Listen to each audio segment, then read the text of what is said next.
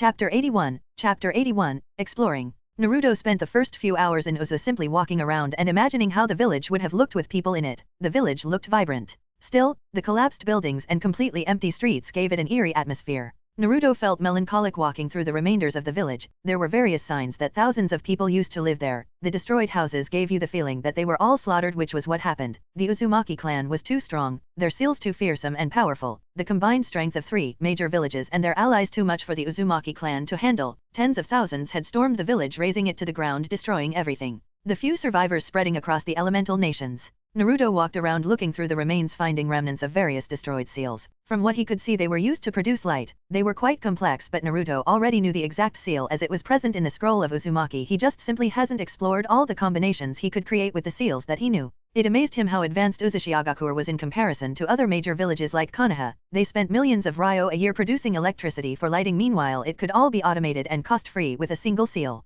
Naruto then arrived at the place that he was looking forward to the most. It was the only building that was perfectly fine in the entire village, seemingly unaffected by time and the destruction around it. The lights inside the building glowing softly. It looked as if it was the most peaceful place on earth. Its atmosphere calmed you down, the sheer presence of the building giving off an aura of authority. It amazed Naruto what the power of seals could accomplish. The strongest barrier seal was strong enough to block the attacks of the 3rd Raikage, 2nd Mizukage, and 3rd Tsuchikage, perhaps even of a Jinchuriki, although Naruto had no knowledge of there being a Jinchuriki present during the annihilation of the Uzumaki clan. As soon as Naruto arrived within 10 meters of the building, a blue sphere of pure chakra appeared around the building. It was designed to block out anyone who didn't have the bloodline of a pure Uzumaki, so originally Naruto would not have been able to access the building, but thanks to his upgraded Uzumaki perk he now had access to the treasury of the Uzumaki. He was certain that he would find at least one of the Uzumaki treasures inside of the building. So without halting his steps, Naruto continued on, getting closer and closer to the barrier. Then, he stepped the final stretch and stepped through the barrier, making ripples spread throughout it. The barrier glowed eerily for a moment, as if checking whether Naruto truly was an Uzumaki before returning to its previous calm state. Naruto now stood in front of the entrance of the building.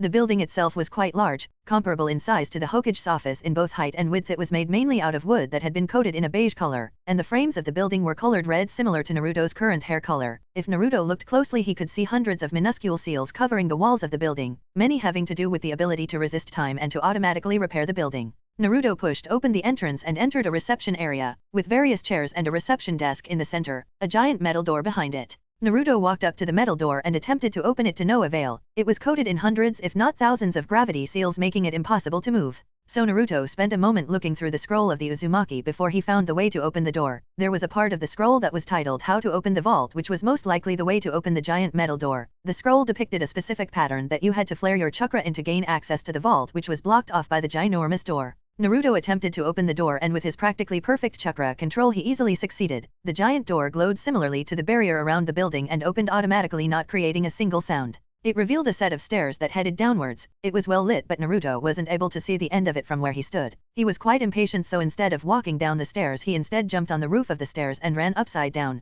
the stairs. Even like that, it took him 2 minutes to reach the bottom of the stairs. He must have traveled downwards for at least a few dozen kilometers, which was very impressive as it was extremely difficult to create such an underground base or vault. Naruto was greeted by an amazing sight. Thousands of kilograms of gold were stacked neatly upon each other on one side of the room, and various boxes of minerals littered the floor, each in its own category. The further he walked, the more he saw. The vault was absolutely massive, so as he walked he stored everything in his inventory. He spent at least 30 minutes just storing away the various minerals that were present in the vault. He then moved on to the hundreds of weapons and armors that were stored in the vault. Every single kind of weapon you could imagine was present, from a simple katana to giant war hammers. The armors were styled in the Warring Period era. When Naruto looked at their descriptions he was amazed. They all enhanced your affinity with a specific element, most likely designed for the person that would use it. They were all created using the highest quality chakra metal, which amazed Naruto as the amount that he had found were enough for hundreds of people. Then, he reached the end of the vault where a simple sign stood along with a scroll. The sign said that the scroll was only meant to be opened by the leader of the Uzumaki clan, and Naruto was technically the leader of the Uzumaki clan, as he was one of the last members to still be alive and most certainly the strongest out of those still left over.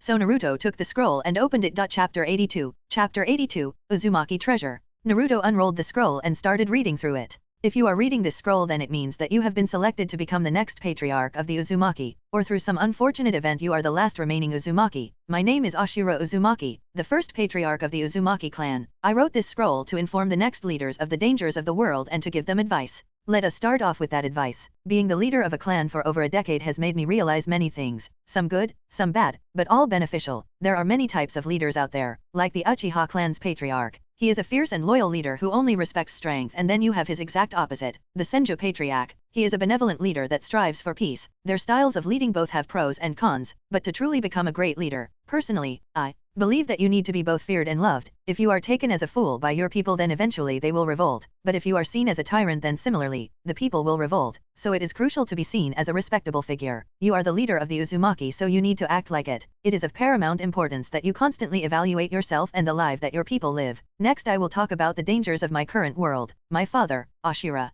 Itsatsuki, is an extremely powerful person who belongs to the Itsatsuki clan, a clan of extremely powerful people that came to our Earth around 100 years ago. The current number of Itsatsuki residing on Earth is unknown. Personally, I know of 4, Kagaya Itsatsuki, Hagoromo Itsatsuki, Indra Itsatsuki, and Ashura Itsatsuki. Kagaya had long been sealed away, but she may have brought others with her that we don't know about. Next is the danger of the tailed beasts. After my grandfather's death, there was no one left to control them, so they have all established their own territories. If in the future they are still wild, they will need to be taken down, although that is a thing that I will leave for the future generations. There is one more thing left for me to tell you about, and that is the treasures of the Uzumaki clan. In total, we have 4 clan treasures that need to be guarded at all costs. First, we have our ultimate weapon, Samehada. He was created through unknown means and chose me as its current user. It is unknown what he is, or where he came from, but he is a mighty sentient sword. Next is the scroll of the Uzumaki. Every year we compile all the information we have about everything that we know about Fuinjutsu and put it into the scroll. Next we have the Shinigami mask. Hagoromo Itsatsuki created it, and it allows to summon the death god without consequences. It is only meant to be used in extreme situations, as it can still corrupt the user if they are too weak mentally. And finally we have the Uzumaki armor, the least important of the 4 treasures. Although still powerful, it is capable of enhancing the chakra of its user and can absorb chakra similarly to Samehada. Although it has a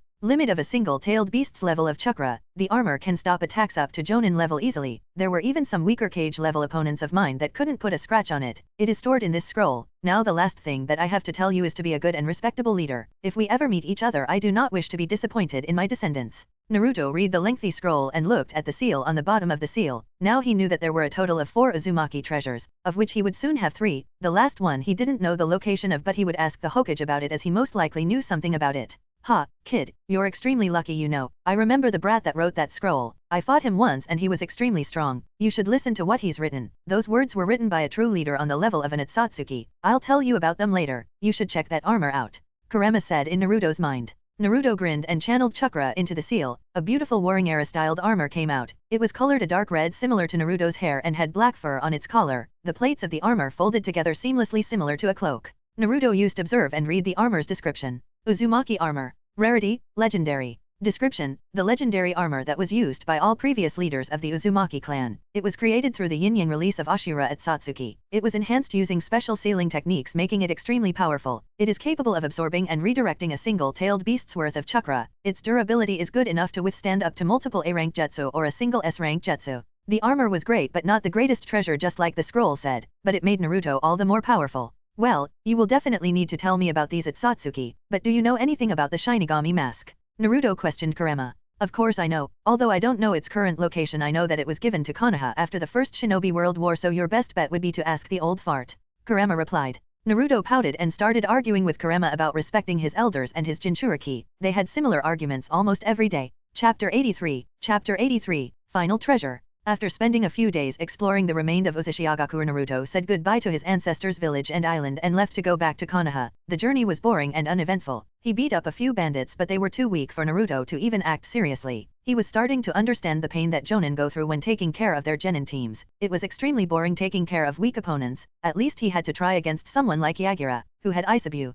and over a decade of training and experience backing him. Say what you wanted about Yagura, but he was extremely powerful, easily the strongest Mizukage out of them all. Brat, you should hurry and talk to the old fart about that mask. I feel like you will gain something indispensable once you collect all the treasures, and my gut feelings are always accurate, Kurama said to Naruto. Well, it's called an origin scroll, which I've never heard of no matter how hard I tried to search for it. I even asked Jiraiya about it, but he didn't know anything, so I feel like it is something extremely powerful, but we'll just have to see, Naruto responded. Naruto was currently running back towards Konoha. In fact, He could already see the giant walls in the distance. It was a week before the start of the Chunin exams, so a few teams had already started their journey towards Konoha. Naruto had even seen a few from smaller villages from countries like the Land of River or the Land of Steam. All allies of Konoha would be invited to send a few teams. This time though, even Kumo and Mizu would send a few teams. Quite surprising since Mizu just finished a civil war and Kumo had horrible relations with Konoha. They were always hostile to each other, so it made no sense to Naruto that they were sending teams of their genin to Konoha,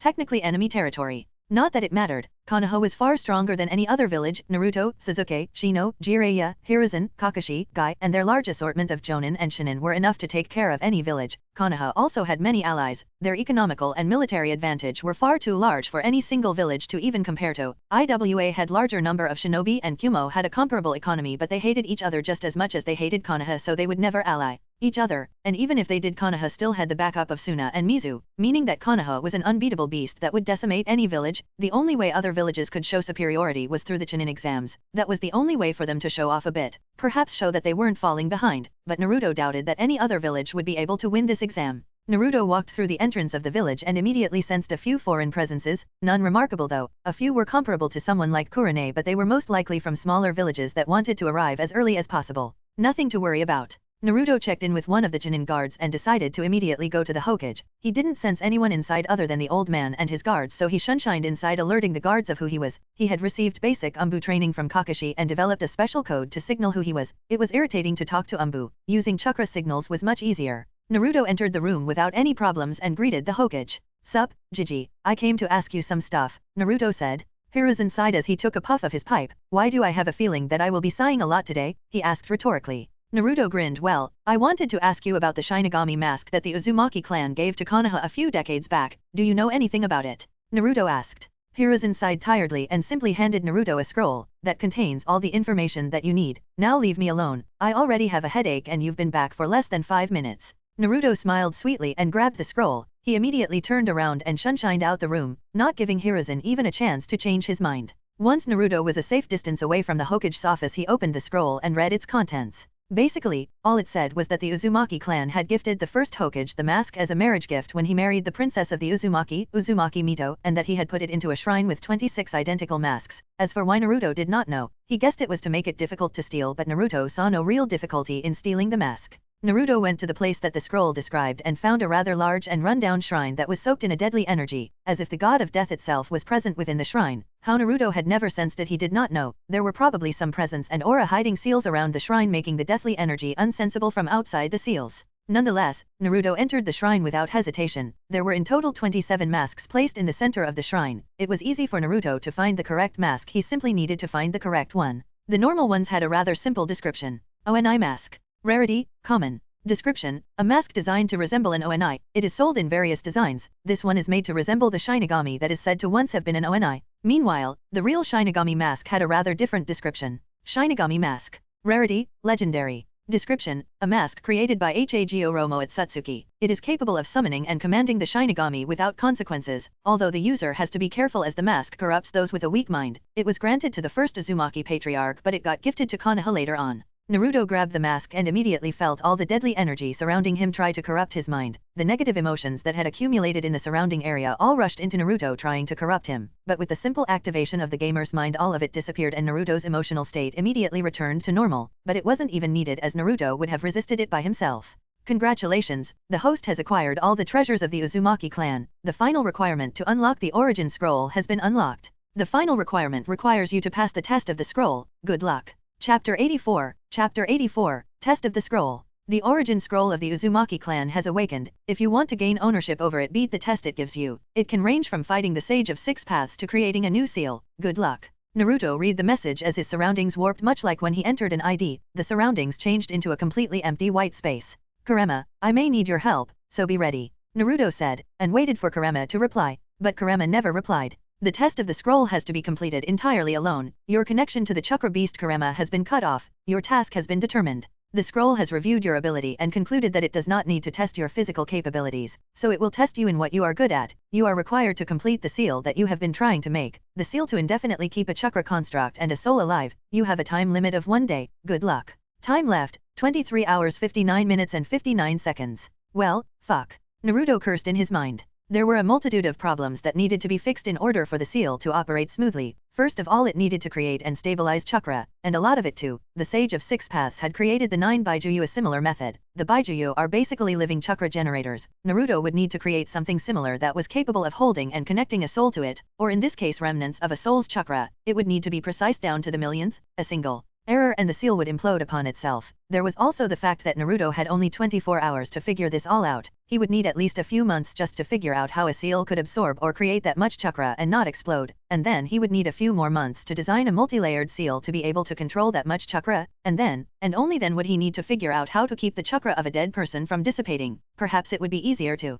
just become a master of death, and Yoink said, soul back from the pure world. Well, they never said I couldn't use clones, so I guess that'll be the only way I can do this. Naruto doubted anyone, even the greatest master of Funjutsu to ever exist, would be able to create such a seal within 24 hours. So in a giant explosion of smoke, thousands of clones appeared beside Naruto. He now technically had multiple years of work, but he would need to dissolve and recreate each clone when they made a discovery. There was also the chance that they would all simultaneously explode as the seal became unstable, which had happened before. Naruto was lucky to have an inner world where he could cause as much damage as he wanted. Konoha would have been long gone if he had hundreds of clones make unstable seals. So the grueling experience of creating seal after seal, thousands, if not millions of times started. Naruto focused fully on recovering chakra and creating more clones. Like that 12 hours had passed, Naruto's chakra coils had actually started to strain. He must have created over 100,000 clones in those 12 hours, but hard work paid off. He managed to create a 12-layer seal that could create, absorb, and control chakra comparable to around half of the one-tailed Baijuyu, which would theoretically be enough to support.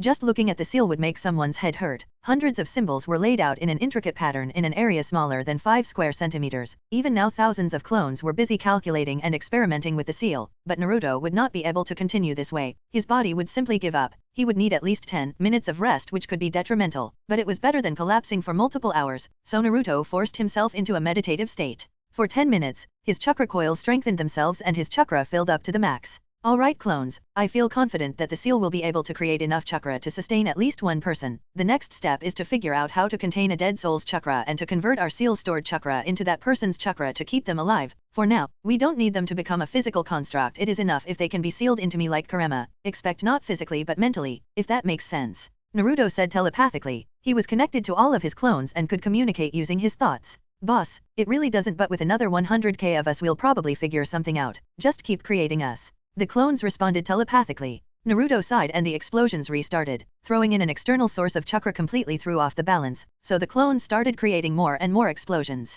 Hours slowly trickled by. 11, 10, 9 hours left. The clones were getting closer and closer to cracking the code to the seal. Time continued. 8, 7, 6, 5, 4 hours remained. By now Naruto started panicking slightly. The seal was now stable, but it wasn't capable of recreating the external chakra source. They would need to create a whole separate seal that could convert the stored chakra into the external chakra. Naruto and his clones could feel it. If they managed to figure out how to convert the chakra from one into the other, they would be able to bring a soul that had chakra remaining on Earth back to life. 3, 2, and finally only a single hour was left. The minutes continued. Naruto felt beads of sweat roll down his entire body. He hadn't taken a single second of rest and his body was extremely burdened. The gamer system would only activate its regenerative abilities when Naruto was in a state of sleep, which Naruto could only accomplish by specifically meditating like that, but that would mean losing precious time. In the end only 10 minutes were remaining. The clock continued ticking. Naruto was starting to lose hope. It would take them at least another 30 minutes to come close to figuring out how to complete the seal. They would not make it. At least, that's what Naruto thought.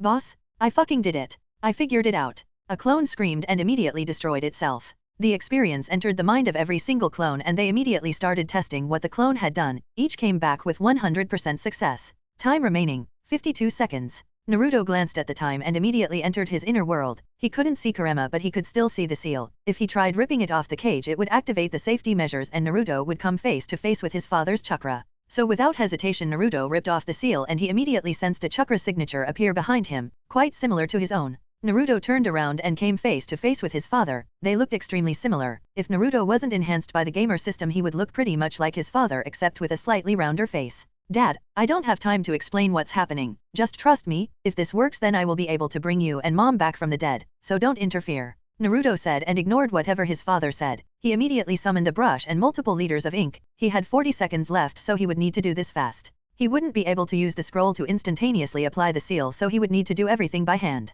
Naruto's hand moved at lightning fast speeds. The first layer was done. Chakra started being gathered by the scroll. 38 seconds left. The seal would instantly become unstable, so with both hands Naruto started simultaneously applying 2 seals that would balance the first seal. 34 seconds left. The first seal wouldn't produce enough chakra, so Naruto created 2 more that would, instead of generating chakra, absorb it. 30 seconds left. Then he applied a single seal to both to keep them stable. 25 seconds left. This was enough to generate enough chakra to keep resupplying the external chakra source. Now came the hard part. Naruto started drawing hundreds of symbols on top of the seal he had created. 15 seconds were left. Naruto connected the remaining chakra of his father to the seal and could immediately feel the chakra of his father become stronger. 10 seconds left. Just as quickly as it regained its chakra, it was losing just as much. It needed to be able to control and balance the chakra, which is what the last seal was for. Naruto's hands moved faster than they ever had, and he finished the last symbol of the seal, which immediately started glowing and absorbing chakra from the closest source, which happened to be Naruto himself. Naruto watched his chakra rapidly decrease. There was one last step left. He would need multiple hand seals to make his own chakra move smoothly into the seal so that it would finish in time.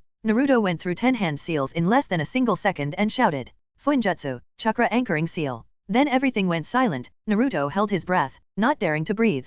Congratulations, you have passed the scrolls test. Remaining time, 00:00:00:30. With that, Naruto sighed in relief and simply allowed himself to fall, not caring the slightest what the system or his father were telling him. Chapter 85, Minato and Kushina. Naruto woke up after sleeping for 10 minutes, the system's effects fully healing him and making any mental exhaustion disappear. Naruto reawakened fresher than ever. Congratulations, the host has passed the scrolls test and has gained access to the summoning clan inside of it. The summoning clan may decide to test you as well, so the system wishes the host good luck. Naruto read the message and groaned. He had done enough tests for the year, he didn't want to do any more, but getting a summoning clan did sound very appealing to Naruto, especially with all the benefits that it provided. Naruto sighed a final time before noticing who was sitting in front of him. The Yondaime Hokage, the fastest ninja to ever exist, and Naruto's very own father. "Oh, hey Dad," Naruto said as he rubbed the back of his head. Minato's mouth widened in shock as he comically fell over. "Well, it's nice to finally meet you, Dad. I've missed you the past couple years,"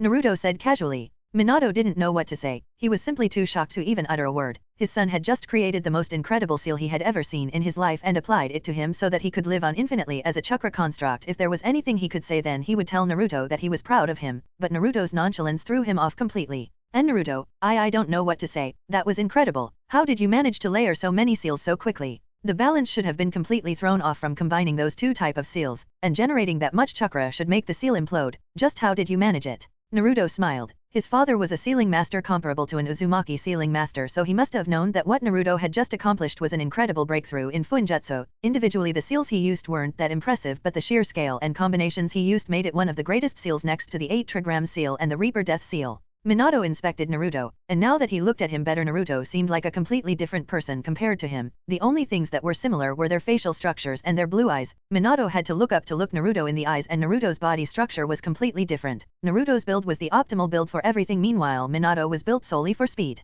Even the weapon that Naruto used completely differed from what Minato opted to use. The only other thing that would be comparable was their natural talent. Both were considered geniuses, especially in Fuinjutsu, so they immediately had something to bond with over. They spent at least an hour talking to each other just about Fuinjutsu, eventually going over how Naruto's life had been until now. They spent a few hours simply talking to each other, Minato telling Naruto about how his own life had been until Naruto was born. Naruto told his father about the missions he went on and the war that he had fought in and the first few years of his life, which strangely made Minato's face darken in anger, but Minato had calmed down and controlled his emotions. After spending a few hours catching up with each other, Naruto decided that it was temporarily enough. Talking with Minato was exhausting to Naruto. He felt drained both mentally and emotionally, even more so than after he fought Yagura and Obito. Minato stood up and walked up to Naruto, handing him a small seal. "This seal contains the remainder of your mother's chakra. If possible, I'd like you to put the same seal on her. Of course, only if you can currently do it without any risks." Naruto did not even need to consider it for a second. He immediately activated the seal and similarly applied the seal without allowing his mother to even react. Kushina's eyes widened similarly to Minato's upon seeing the seal that Naruto was applying to her. It amazed her how Naruto solved the problem of the seal being unstable, but she could also see that the seal was very rushed, as if it had been created by someone that was simply looking for the fastest way to create such a seal completely regarding safety. "Oh Naruto, I'm glad to finally see you," Kushina cried into Naruto's shoulder as she hugged him, not having any awkwardness as Minato had. The three then spent another few hours simply talking to each other and catching up with many emotional moments, especially with how many times Kushina got angry at Naruto and everyone else in Naruto's early life. Naruto for recklessly charging into battles and a civil war, and the others for neglecting Naruto for the first 6 years of his life. But eventually Naruto decided to complete what he was planning to do, namely, sign the contract of the summoning seal inside the Uzumaki scroll. Minato was quite sad when he heard Naruto wouldn't take the frogs as his summons but could understand why Naruto had decided to choose the unknown summons over the frogs. Something that was called an origin summoning clan was bound to be powerful. Naruto unrolled the Uzumaki origin scroll and the scroll automatically opened on the part that contained the summoning seal part of the scroll. All Naruto had to do was channel chakra into the summoning seal and he would either summon a member of the summoning clan or be reverse summoned to the summoning realm of that particular summoning clan. But first Naruto had to exist his inner world. Naruto focused his chakra a bit and expelled himself from his inner world, leaving his mother and father behind. They deserved to have some alone time with each other. Naruto reopened his eyes in the real world and he saw the old Uzumaki temple in front of him. It was completely dark outside as the sun had long gone down. The first thing that Naruto did was shout at Kurama. "Oi Kurama, wake up, I'm back." Naruto shouted. "Brat, stop shouting, I finally had some peace and quiet after all those years and you instantly ruin it by shouting." Kurama shouted back, and while he acted as if he was angry he was actually glad that Naruto had returned. He had spent the first few hours that Naruto was gone panicking, wondering where the hell Naruto had disappeared to. Naruto and his connection had been completely cut off, which left him feeling empty, even more so than when the Shinigami had cut his soul in half. So Kurama was extremely happy to have Naruto back, but as the mighty Kyuubi-sama he couldn't show such a weak side, so he acted annoyed. But that would never work on Naruto. He could sense all the emotions that Kurama was feeling and smirked heavily. "Oh Kurama-chan, don't tell me you missed me." Naruto immediately started mocking Kurama, making Kurama even more annoyed. They continued their antics until Kurama reminded Naruto that he needed to check out his potential summoning clan. So after calling Kurama at Sundara one final time, Naruto channeled chakra into the summoning seal. Chapter 86, Chapter 86, Summons. Naruto watched the chakra accumulate into the seal until 5% of his chakra had entered it. At that point the system registered it as a new jutsu and automatically showed him the most optimal way of using the summoning jutsu, which was basically just using a single giant burst of chakra instead of continuously injecting chakra. So Naruto stopped what he was doing and used the suggested method. He gathered his chakra into a single point and released it in a giant burst of chakra. Instantly a giant burst of smoke filled Naruto's vision. "Ah, you must be our new summoner." A cheery, distinctly childish voice sounded out in the clearing Naruto was in. Naruto opened his eyes in shock. The summon that had appeared before him was something that he had only read legends of. It was a being that was supposed to cause terror to anyone that encountered it. The place where the legend was mostly familiar was the areas around Uzushiogakure, the land of water and the land of fire. A Leviathan had appeared in front of Naruto. Although not as large as depicted in stories, the Leviathan had a long serpentine body with white scales on its stomach and a mix of purple and pink scales on its top. A long fin ran down its back and a pair of fearless immature eyes stared at Naruto, their color a light pink. Numerous spikes jutted out of its body, which made it all the more terrifying. There were multiple long tendrils coming out from the side of its face and body, most likely acting as arms. It must have been at least 40 to 50 meters in length and at least 10 meters in width, easily dwarfing any summon that Naruto had seen until now, although far smaller than Kurama, who by himself was at least 100 meters tall, while crouching, and being split from his other half, which would bring him to around 300 to 400 meters tall. So in comparison the Leviathan was quite small but still larger than Misot other summons. The Leviathan stared at Naruto, who couldn't say anything. "Well, summoner, are you gonna say something? Or are you mute or something? Not that we'll mind, we can just communicate through chakra signals, but that'll be annoying. Anyway, you must be a pure Uzumaki, right? I haven't seen one for the last couple of decades. Figured you guys died out or something, but it seems you guys are still alive and kicking. Oh yeah, I was told to bring you to the boss, so let's go." The Leviathan spoke incredibly quickly, not allowing him to even comprehend what it was asking. Before Naruto could say anything, one of the tendrils wrapped him up and then the Leviathan and him disappeared in another giant puff of smoke. Naruto and the Leviathan reappeared in an incredibly beautiful place. Giant mountains, forests, and rivers surrounded them on all sides. The Leviathan somehow flew through the air and started moving towards an incredibly large chakra signature, easily comparable to a tailed beast. "Well then, Summoner-san, follow me. I'll bring you to the boss. Just jump on my back and I'll fly us there," the Leviathan said. Naruto complied and jumped on its scaled back. There were long spikes/fins running down its back, which Naruto used to hold on to. He could have just used chakra to stick to its scales, but he didn't know whether it would consider that being rude, so he just held on. After a short 5-minute flight they arrived in front of a giant cave entrance. A normal person wouldn't even be able to see the end of it, as the entrance was hundreds of meters in diameter. "Oh ho, so you are our new summoner, how interesting." A deep and rumbly voice echoed through the cave. It belonged to the giant chakra signature that Naruto had sensed moments before. "It would seem so, although I have no idea which summoning clan you guys are," Naruto replied. The voice chuckled and the cave shook. It seemed that whatever was in there was extremely large. "Kahahaha, I've never seen such a disrespectful summoner before, but I like you, kid. Our last summoner was a wimp," the voice bellowed. A ginormous deep blue-colored eye appeared in front of Naruto, a giant slit going through it. Then a second one appeared next to it. The single eye was larger than both Naruto and the floating Leviathan that he was standing on. Naruto inspected the being in front of him. Its sheer length was comparable to that of a full-size Kurama, the one that crushed mountains under its paws. The Leviathan was hundreds of meters long and at least 50 meters in width. Numerous battle scars littered its scaled body. Its face resembled that of a dragon and it had giant spikes running down its entire body, its color a deep blue.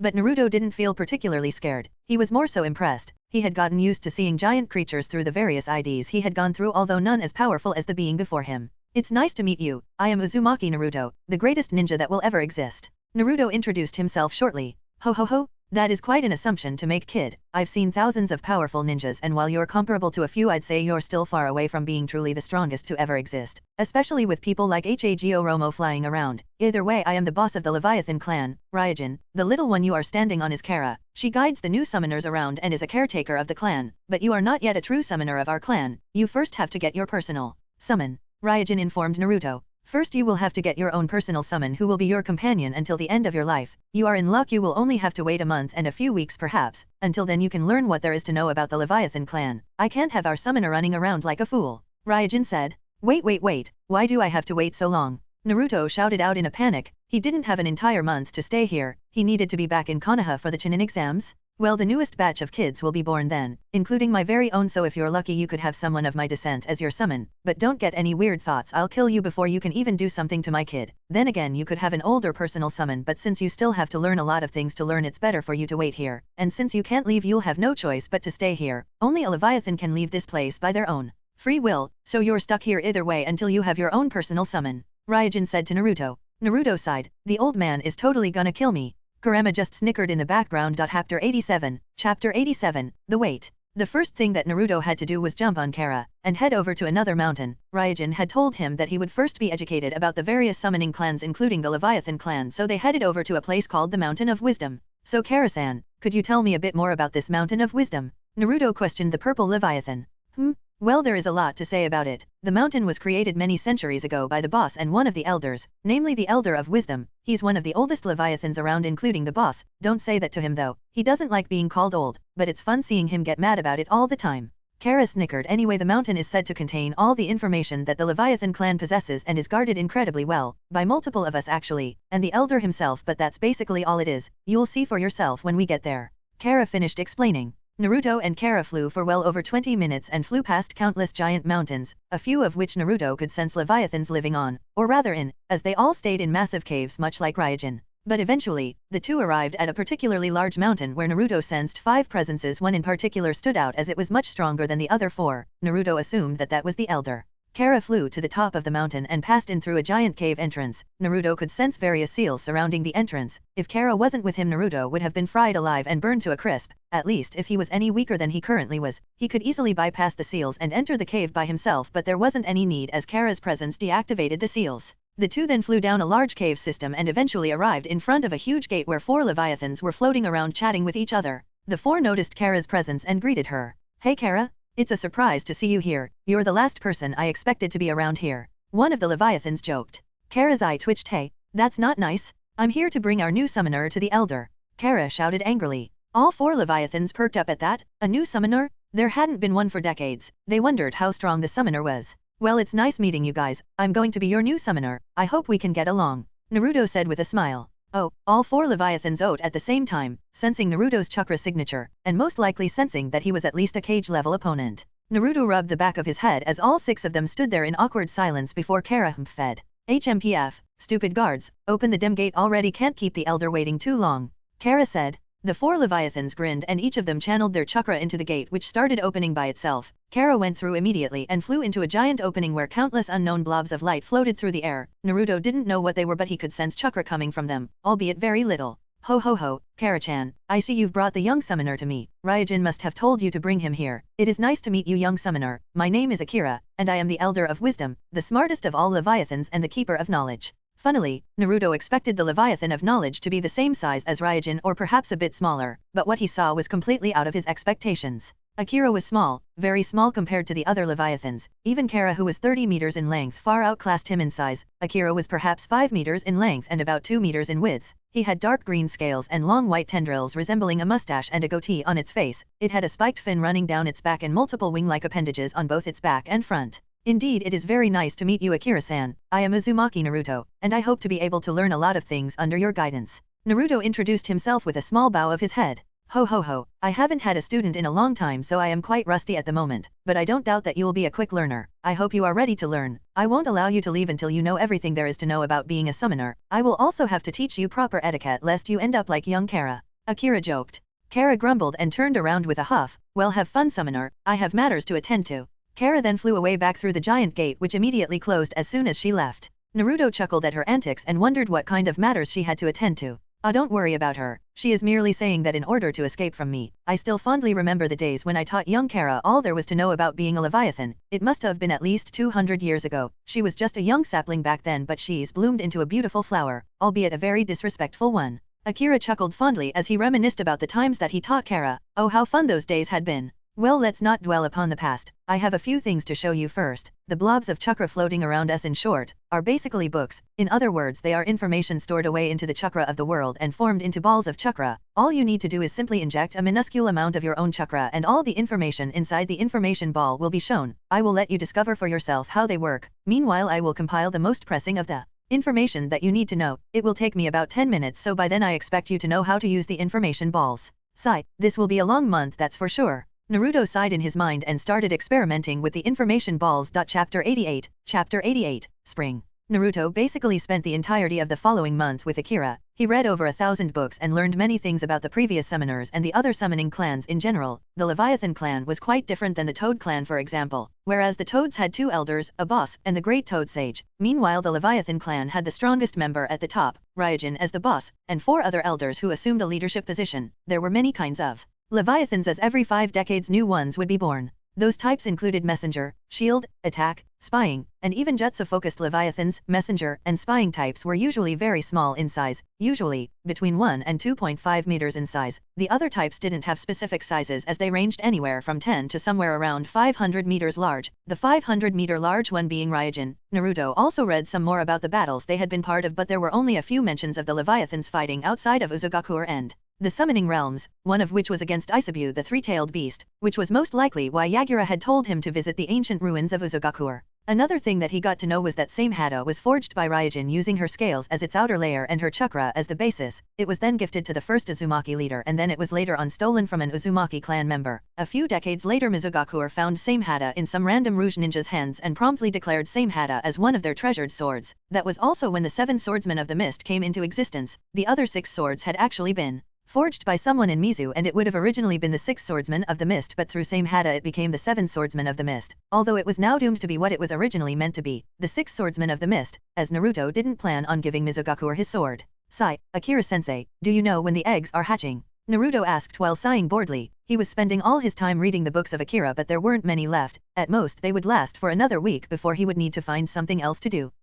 I'd say there are a few days left at most. I know that you would like to get your personal summon soon, but you have to be patient. Rushing won't help anyone. Akira replied to Naruto, slightly smirking at him. Naruto sighed once more and continued reading. A few more days passed until he sensed a large chakra signature approaching him. It was Ryujin. Naruto looked excitedly at Akira, who simply nodded at him. Naruto then promptly bolted through the giant doors that had automatically opened for him. Naruto then quickly shunshined to the entrance of the giant cave and found Ryujin waiting for him. Ryujin-san, I assume it is time for the eggs to hatch? Naruto asked Ryujin. Naruto-san, I was about to head down and get you, but you saved me the trouble, but indeed it is time for you to get your personal summon. Ryujin replied. Naruto then jumped on Ryujin's back, who then started flying towards her cave. The hatchery was located deep inside her cave, deep into the ground where a giant chamber stored every egg that was laid by the Leviathans. They arrived after a few minutes and Naruto could see over 50 eggs, all a bunch of different colors and sizes. The largest one was a red one that had a bunch of black lines running over it, giving it a strange appearance. Alright Naruto, I want you to close your eyes and let your control over your chakra go. Let it spread through the room, let it interact with the eggs, you will know what to do after that.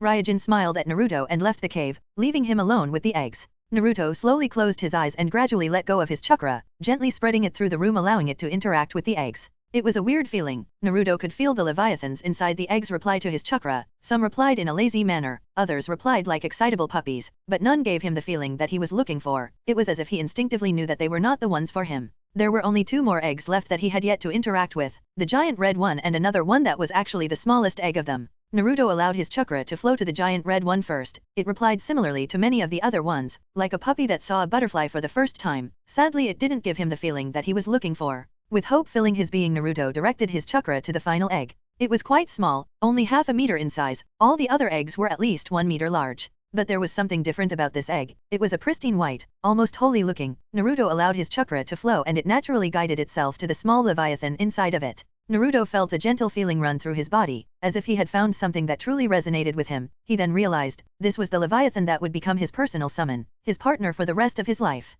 The egg vibrated, a small crack forming on it. Slowly but surely Naruto fed the small being inside of it more and more chakra. He could feel the drain on his reserves. The little beast was taking in over 40% of his chakra and it was still absorbing more. Then, a small pure white head popped out of the egg. Its pure white scales gave off a white aura which lit up the dark cave. The Leviathan slowly crawled out the egg, instinctively moving through the chakra in the air. Naruto had read that Leviathans didn't fly but they swam through the chakra in the air, although some used wings to propel themselves. But Naruto didn't let himself be distracted. He opened his eyes and gasped. What he was seeing was something of true beauty. The only thing comparable to it was his own mother. A small Leviathan swam through the air towards Naruto. It had 2 small wings on its back, and 4 small fins on its lower body. Its back was lined with sharp spikes and its face was protected by spikes similar to those of Ryujin. The little Leviathan swam up to Naruto, its head turning to the side with interest.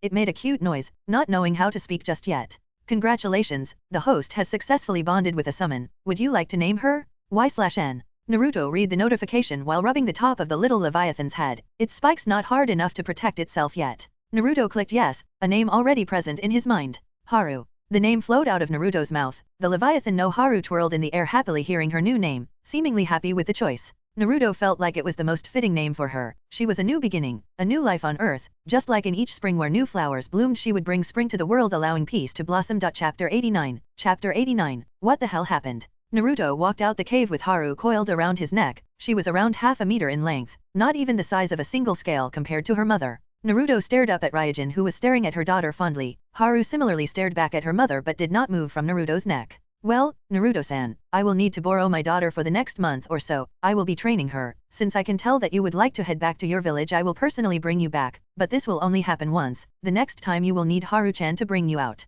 Ryujin said to Naruto before she channeled the chakra and natural energy in the surroundings. Could you bring me to the Hokage specifically? Naruto asked Ryujin. Ryujin stopped for a moment to focus. Very well, get on, we'll be there in a flash. Ryujin said. Naruto listened and jumped on her head and the two of them promptly disappeared into thin air. Naruto felt space being warped around him. It felt weird. He felt his atoms break down and then be put together again, except this time it was in a completely different space. Shouts echoed and jutsus flew. That was all Naruto could see before a giant cloud of smoke covered everything. A few seconds later Naruto and Ryujin appeared in Konoha, right next to the third Hokage. Silence echoed as every breathing soul looked at Ryujin with fear. A Kyuubi-size beast appearing out of nowhere was not something that you saw every day. Naruto looked at the Hokage and saw him covered in wounds, one of his hands gone and his left eye gouged out, blood pouring out of his wounds. Oijiji? The hell happened? Naruto shouted out in shock. Hiruzen looked at Naruto in awe. He tried everything to contact Naruto but nothing worked. He had lost hope of seeing Naruto again before he died, but Naruto had appeared. Ha, you brat, you're a bit late to the party. Konoha is under attack by Iwa and Orochimaru. Hiruzen was about to continue but he was interrupted by a creepy laugh. Kakik, so you're the prodigy everyone has been talking about. I can see why. Well, it is certainly nice to meet you, Naruto-kun. I've been looking forward to the moment that we met. I am Orochimaru, our dear Hokage's former student. Orochimaru introduced himself. Naruto's eyes tightened into slits, anger emanating from him.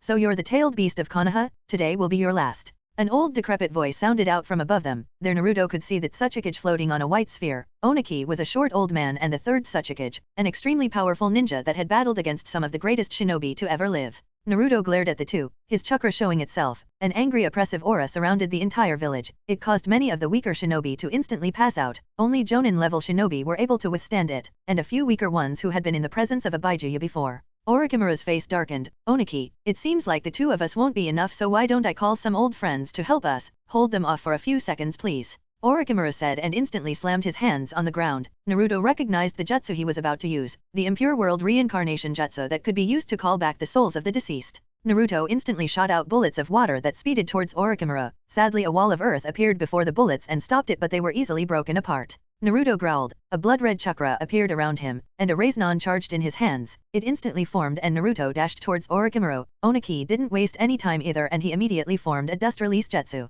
Dust release was extremely powerful as it could vaporize entire islands and large forests in a split second. Unfortunately for Oniki, it was far too chakra taxing, so he had to use it sparingly. A small cube formed in Oniki's hands and it shot out towards Naruto, whose instincts screamed at him to back off. So he did. Naruto shoes hind backward and reappeared next to Hiruzen, the rays non-dispersing. The cube impacted the ground and instantly vaporized where Naruto previously stood. TCH, the dust release really is broken, even I have to watch out against it. Naruto complained to Hiruzen. Sadly, Orochimaru seemed to already have finished the jutsu as 3 caskets appeared out of the ground, the front door falling over, revealing who Orochimaru had brought back. Naruto and Hiruzen's face both darkened. Seeing who Orochimaru had brought back certainly didn't make them happy. The first casket revealed the greatest shinobi to have ever lived, Hashirama Senju, the second revealed the greatest water user ever, Tobirama Senju, and the third revealed someone Hiruzen was shocked to see. It was the last leader of the Land of Rain, Hanzo the Salamander. Naruto glared at Orochimaru. What he was currently doing was defiling the rest of the dead, especially for reasons that were evil. To make former comrades fight against each other was truly a cruel thing. Naruto couldn't imagine himself fighting Shino or Sasuke, or even the shinobi of the mist that he had fought alongside with. It would hurt him far too much to have to kill his comrades, so he could only imagine what Hiruzen was feeling facing his own teacher.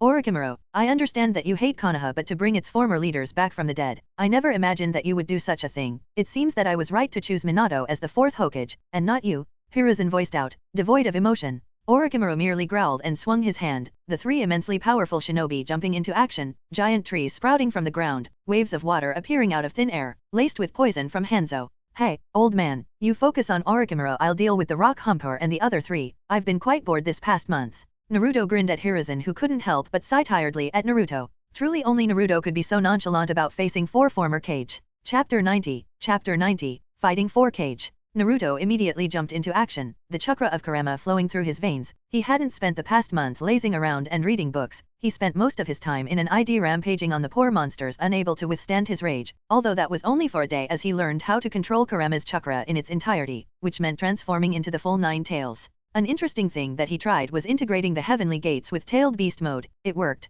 Kinda. The strength of the chakra made it extremely toxic to living beings, which meant that whenever Naruto used it he constantly lost HP. At most he could use it for 5 minutes if he used every healing skill in his possession, which sadly weren't many. Naruto charged chakra into his hands. A giant Raiznon immediately formed. The first attack to arrive was the torrent of waves created by Tobirama Senju, laced with the corrosive poison of Hanzo the Salamander. Naruto moved his hand at lightning speed and the Raiznon in his hands tore straight through the waves without any effort, erasing most of them, the Raiznon itself only slightly going down in size. The second attack to arrive was the trees formed by Hashirama Senju using Mokiton. They were charged full of nature energy and chakra. Naruto had been shown nature energy by the Leviathans, as each of them was capable of using it naturally. Naruto sensed that the trees were far stronger than any tree that could be found in the elemental nations, but he also sensed that they were lacking something, being hollow on the inside, of course not literally. The Raiznon impacted the trees and Naruto immediately allowed it to expand to massive proportions, easily destroying all the trees created by the first Hokage. The last to attack was Oniki, his dust release shooting out comparable to an all-destroying laser beam. Naruto was more than fast enough to evade, so all that Oniki managed to hit was the ground, leaving massive trenches in the ground.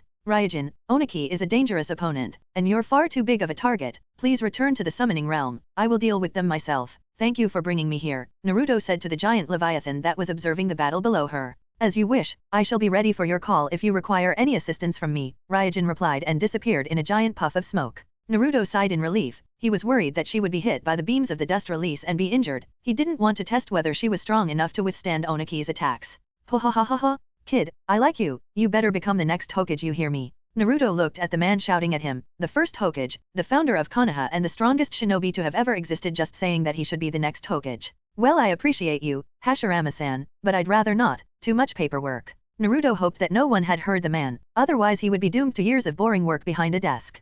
Hashirama simply laughed while Tobirama smiled. He was glad to see that Konoha still had incredibly strong fighters, although seeing what was happening made him doubt whether Hiruzen was the right choice of the next Hokage. The village was under direct attack of 2, technically 3, other villages, namely Iwa, Suna, and the recently created Iwagakure, the village of Orochimaru. Although weirdly there seemed to be barely any Suna ninja nearby, Orochimaru had killed the 4th Kage and impersonated him to infiltrate Konoha. Suna had most likely realized what had happened and created plans to counter whatever Orochimaru was planning. They had most likely realized it far too late though and had not managed to tell Konoha of Orochimaru's plans. Weirdly, while Naruto was conversing with the 2 Kage, he was actively being attacked by them. They had no control of their bodies, but they could control what they said, so Naruto had a nice talk with 2 of the world's strongest shinobi and 2 true geniuses.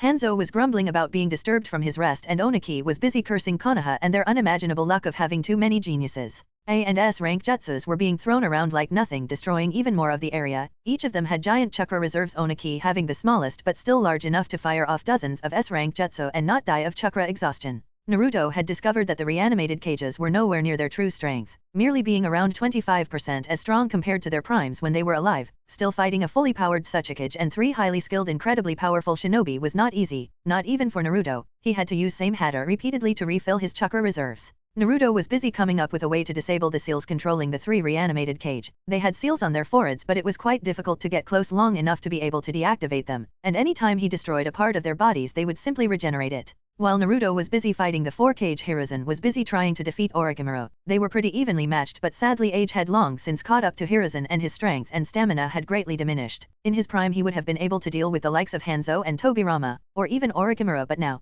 it was simply not possible for him. His body was many decades past his prime, his strength barely comparable to that of a low-level cage. His wounds were piling up and Orochimaru was getting bolder and bolder in his attacks. His summon Inma not being of much help against Orochimaru, Hiruzen cursed himself on the inside. He should have taken care of Orochimaru a long time ago, but he let his feelings control him. His love for his student blinded him, and now he had to pay the price with the lives of the people in his village. Hiruzen truly felt like he had failed. Chapter 91. Chapter 91, Orochimaru vs. Hiruzen. You've become pitifully weak, sensei. Orochimaru shouted out as he traded blows with Hiruzen. The two had been fighting for all but 5 minutes, but it was visible that Hiruzen was quickly losing stamina. He had already been fighting him and Oniki before Naruto arrived, which put a dent in his chakra reserves and energy.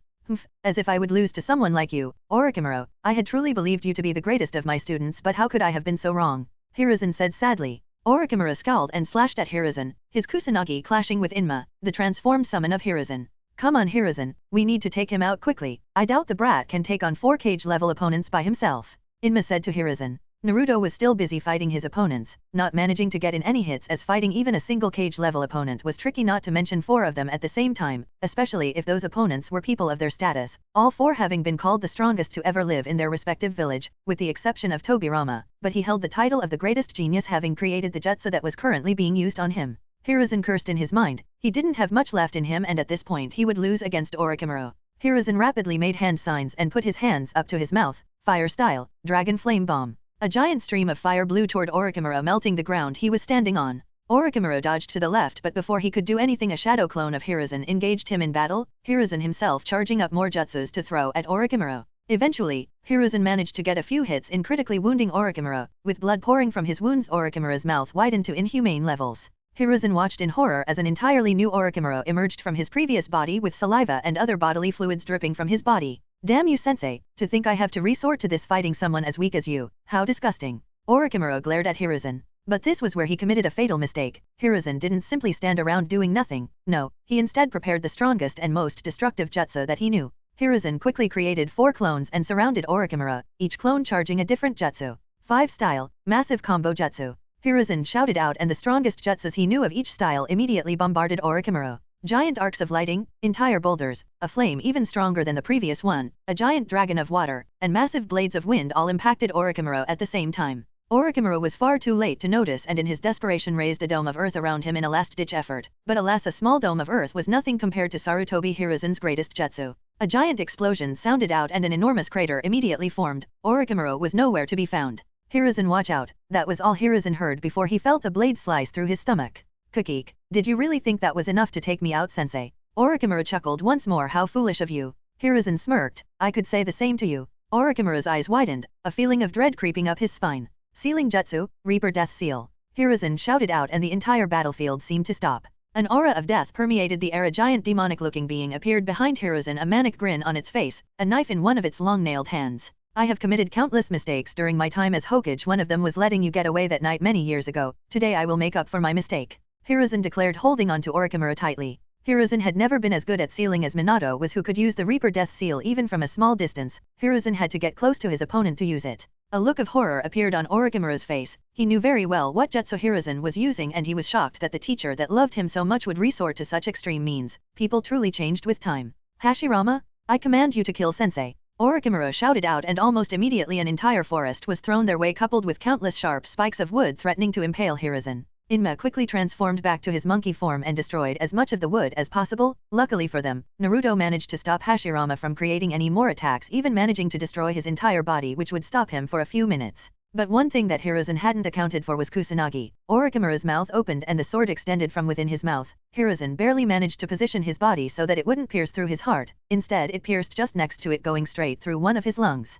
Hiruzen spit out a mouthful of blood, a look of determination present on his face. The ginormous demonic being then moved, its left hand going through Orochimaru's body and pulling out his entire soul. Then its right hand moved the knife, cutting through Orochimaru's very soul. Sadly, Hiruzen was already running out of chakra. Paired with his injuries, he didn't manage to last too long, his body giving up before the process could be completed. The demonic being seemed irritated at being interrupted by its summoner's weakness, but it decided to simply cut off the arms of the vile soul that he was consuming. It then turned around and pulled out Hiruzen's soul, a few shades brighter but nonetheless corrupted. Orochimaru's reaction was immediate. He screamed in pain as his hands rotted away, a searing pain running through his hands as if he had submerged them in molten magma. "Damn you, you old fossil, you dare do this to me!" Orochimaru shouted out in anger, kicking Hiruzen's soulless body. A few seconds later, 5 ninjas appeared around Orochimaru. "Orochimaru-sama, I think it's a wise choice to retreat. We won't be able to accomplish much like this."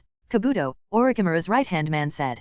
Orochimaru merely growled and shunshined away, his servants following him. Because of losing too much chakra, Orochimaru wasn't able to keep up the reanimation jutsu anymore, and the reanimated ninjas turned to ash, each leaving a few words behind. Hashirama, who had just reformed, sighed sadly, seeing what had happened. "At the very least, we are leaving Konoha in capable hands," he said while looking at Naruto. Tobirama similarly sighed in sadness. "I entrust the village to you, kid. I hope you manage to recuperate from this loss." Hanzo merely looked at Oniki coldly. "Good luck surviving this, you old fart," he said while glaring at Oniki. Hanzo still remembered the reason why his country was ridden with war. Konoha and Iwa waged their wars in the Land of Rain, which caused a lot of damage to Hanzo's village and the economy of his country. Oniki cursed Orochimaru. He doubted whether he could defeat Naruto from what the boy had shown him until now. Chapter 92. Chapter 92, Iwa's End. Oniki looked at the enraged Naruto in front of him, blood-red eyes with slit pupils glaring daggers at him, and the barely functioning Orochimaru. "Damn you, Orochimaru!" Oniki shouted at Orochimaru, but the second he turned away from Naruto, a giant Raise-Non was already drilling into his body. "Fuck, I should have gone all out from the start." Naruto berated himself on the inside. He could have killed Oniki, and could have kept the reanimated cages busy with a few clones and helped Hiruzen take care of Orochimaru, but it was too late now. Naruto turned to look at Orochimaru, but he was already gone, although he wasn't that far, being only 5 kilometers away. But Naruto decided to take care of the more pressing matters first. Namely Oniki. The old bastard would die today. "Oniki, you picked the wrong village to attack. We may have been lenient with Iwa in the past, but I swear that after I kill you I will personally destroy your village," Naruto stated darkly.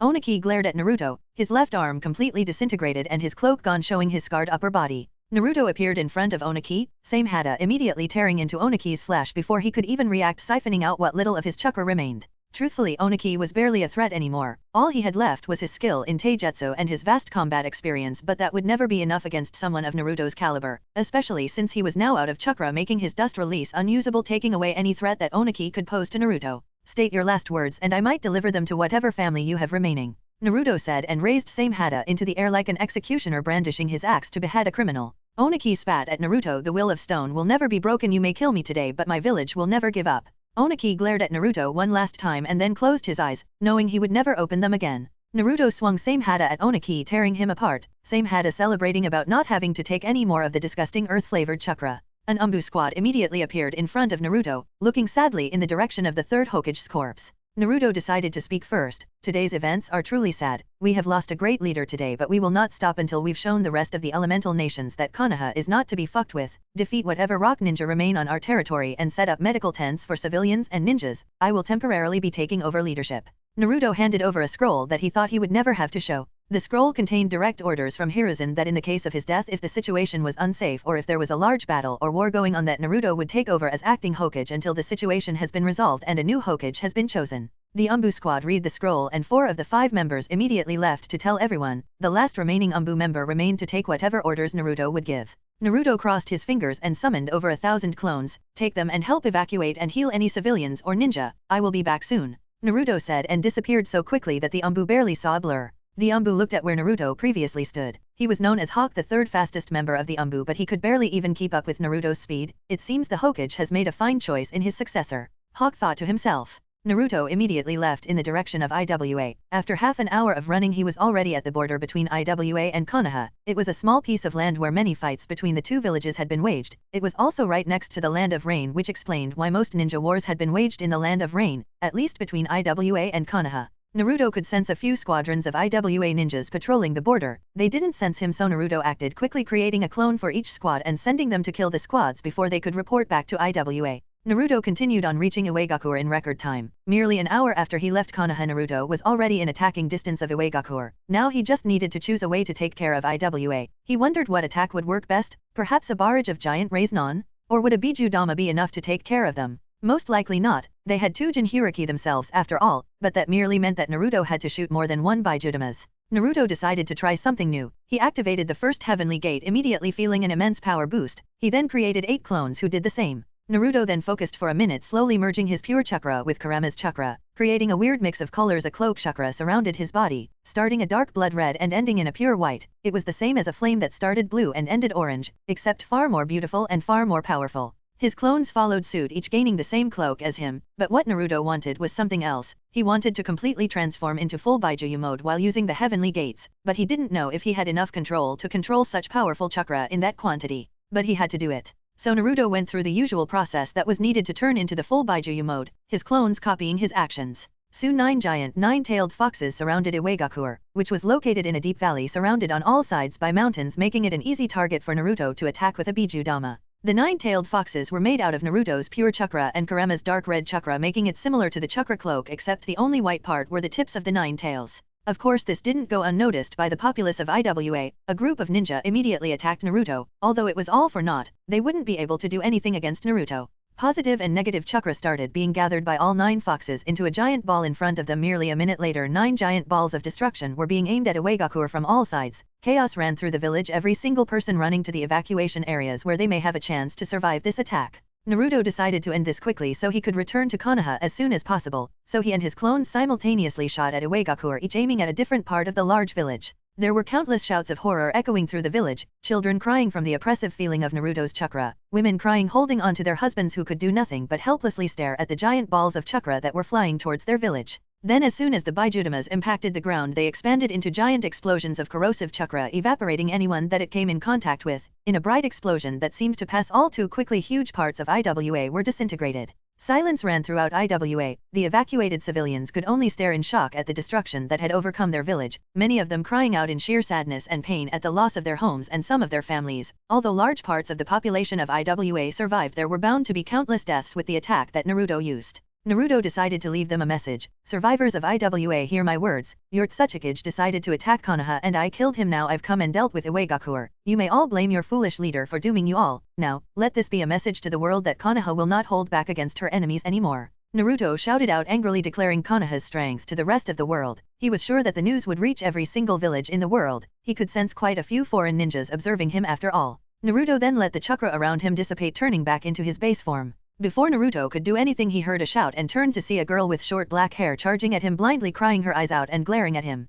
Naruto dodged her weak attempt at an attack and kicked her in the stomach, immediately dropping her on the ground. You must be Kuratsuki. Your grandfather's last words were truly pitiful. The will of stone will never be broken. How foolish. Iwagakure, as strong as it once was, will cease to exist. You have not wronged Konoha yet, so I will let you go. But if I ever hear or see you near the land of fire, know that I will kill you and whatever remains of Iwa. Naruto released his killing intent, freezing the girl in her place, who eventually passed out, foaming at her mouth. Naruto merely turned around and immediately headed back to Konoha. Chapter 93. Chapter 93, Meeting. Naruto rushed back to Konoha as fast as he could. He had no time to waste after all. Konoha was currently extremely weakened. Their defenses were down and Naruto sensed hundreds of people die during his fight. Most likely civilians, but Genin and Shinin could have died as well. Naruto arrived back in record time and immediately headed to the Hokage Tower, or rather what was left of it. Most walls had crumbled and a small office was still intact, which was where the two elders were located. Naruto opened the door and headed in, sitting down on the chair behind the desk that was in the room. The elders had already been informed of Hiruzen's orders, so they didn't say a single word as Naruto entered.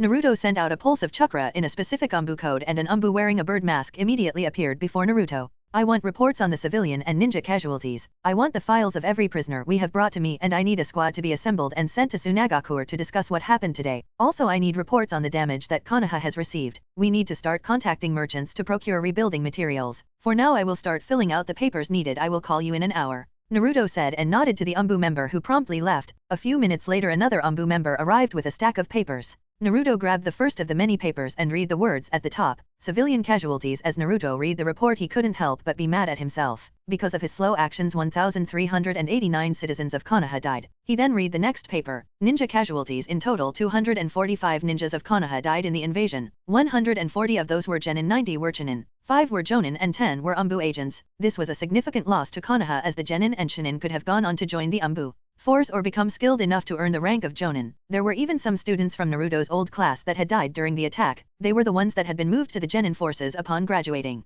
Ah, Naruto-san, if we may suggest something. We would like to hold a meeting with the clan heads to elect a new Hokage. It's best to do this as quickly as possible. Homura, one of the elders, said to Naruto. Naruto raised an eyebrow at him and summoned a clone to continue looking through the papers. Very well, I shall summon them to the meeting room. I will see you there in 10 minutes. Naruto said and vanished. Naruto quickly went to gather the clan heads personally and told them that they needed to go to the meeting room in the Hokage Tower, which was one of the few rooms that survived the attack. After 10 minutes had passed, every single clan head had been gathered and Naruto entered the meeting room sitting at the Hokage seat. Ladies and gentlemen, let us start this meeting. Homura has asked me to do this meeting to select a new Hokage. If you have a candidate, you may state their name and why you think they would be a good Hokage. After we have compiled every candidate, we will vote for the next Hokage. You may start. Naruto said and pointed at Shimura Danzo, who immediately elected himself, stating that he would be the best candidate as Konoha needed a decisive leader that wasn't afraid to make decisions. Safe to say that no one other than himself voted for him. Hyuga Hayashi also proposed himself along with Fugaku Uchiha. What shocked Naruto is that Shikaka Nara, arguably the smartest and most intelligent person in Konoha, had proposed Naruto himself. Naruto had made it clear a long time ago that he did not wish to be Hokage, but if it came to it Naruto wouldn't mind becoming Hokage. It came with a lot of paperwork, but the benefits far outweighed the disadvantages in Naruto's minds.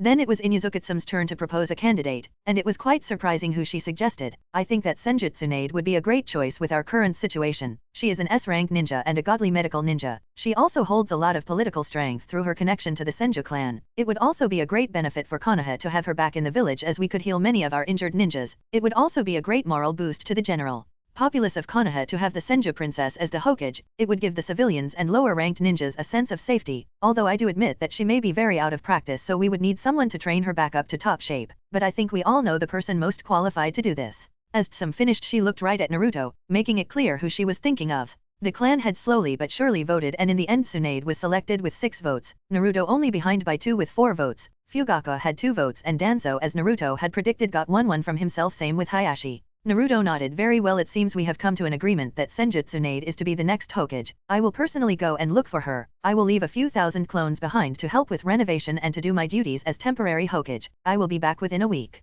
Naruto said and left the meeting room, not giving anyone else a chance to object. There was a lot on his mind and Naruto needed some time away from the village. He already had everything that he would need with him in his inventory, so he immediately set out to search for Tsunade. Chapter 94. Chapter 94, Searching for Tsunade. The first thing that Naruto did was contact Jiraiya, who was somewhere in Kumo dealing with spying stuff for Konoha. Naruto didn't know what Jiraiya's job really was other than running Konoha's spy network, but if there was a person that you could get information from, then it was Jiraiya. Naruto had a scroll that he could use to communicate with Jiraiya. All he needed to do was write down what he wanted to say and send a pulse through the scroll, which would alert the receiver of the message, who could then send an answer back through the scroll. Naruto sent Jiraiya a message asking for the latest news about Tsunade, also informing him that Tsunade had been chosen as the next Hokage and that he was to bring her back to the village. After a few minutes, Naruto received a message from Jiraiya informing him that Tsunade had last been sighted at a village a few days of travel away from Konoha. That is, if you were to go at civilian speeds. Naruto had no time to waste, so he traveled as fast as he could and arrived at said village in all but 45 minutes.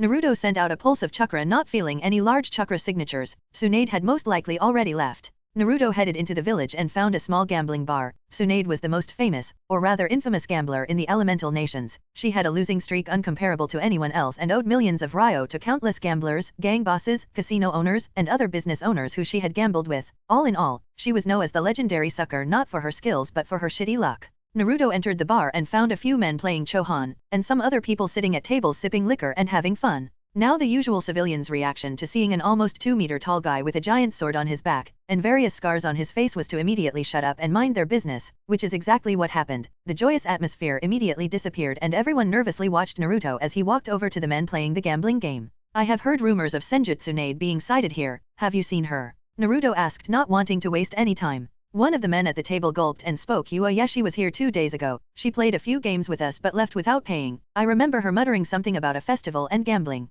The man said. Naruto nodded and took out 5,000 ryo, a usual month's salary for the average civilian in small towns, and dropped it on the table. Thank you for the information. I apologize for the inconvenience. Have a great night. Naruto said curtly and nodded at the man that gave him the information. He then turned around and left the bar. Naruto only knew of one festival that was going to occur soon, and it was the gambling festival at Tanzaku Town. It was around a week's distance away for civilians from the village he was at. It was starting to get dark, so Naruto decided to rent a room at an inn and continue in the morning. The night passed quickly and Naruto woke up early in the morning to continue his search. If he traveled at top speed he would be able to reach Tanzaku Town in an hour or two, so he left immediately. Although he doubted that Tsunade had already reached the village, she probably wouldn't even travel at shinin speeds, which would make it so that it would take her at least a week to arrive at Tanzaku Town. She would also most likely stop at various towns to either gamble or to rest. Naruto started running on a route that would take him past multiple villages and arrived at the first one in 25 minutes. It was another small village with a decent inn and a small bar that had yet to open as it was very early in the morning. In fact, the only people awake were the people working in the fields near the village.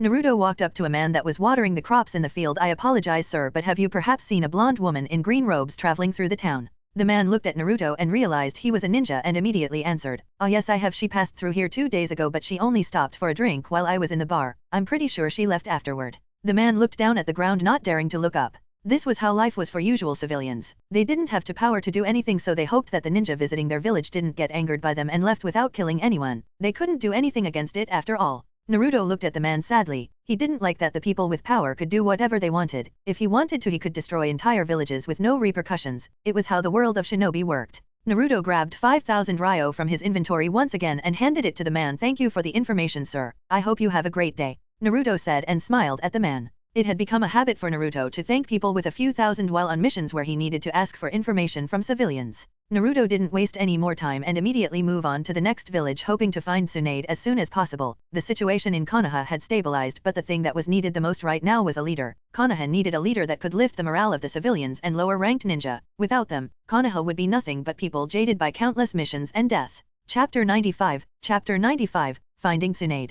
Naruto continued searching for Tsunade for the next few hours, but he didn't seem to be able to find her in any of the villages on his current route. He had already arrived at Tanzaku Town and none of the people there had seen the infamous Senjutsu Tsunade yet. She frequently visited the town, every few months in fact, but she hadn't visited in a while. Naruto then contemplated waiting for her but decided that it would be faster to actively search for her instead of waiting for her at Tanzaku Town. Naruto spent the next few hours searching for Tsunade, eventually arriving at a decent-sized town that was known for its casino. No wonder Tsunade went there. Naruto could sense her inside the casino along with a girl and strangely a pig. The girl had the same amount of chakra as the average chunin, and surprisingly the pig had the same amount of chakra as a genin. It made Naruto wonder if there were a pig summoning clan. It would undoubtedly be an interesting one. Naruto considered his options, going over them with Kurama. There were multiple approaches he could take with this. He could act mysteriously and not reveal anything until the very end, or he could be very straightforward with her. He didn't know which one would be the best option, but he decided to go with option 2. A woman like Tsunade would not like being lied to, even if it wasn't done with evil intent. So Naruto entered the casino and immediately found Tsunade waiting for him, along with an older black-haired girl with a pig in her hands.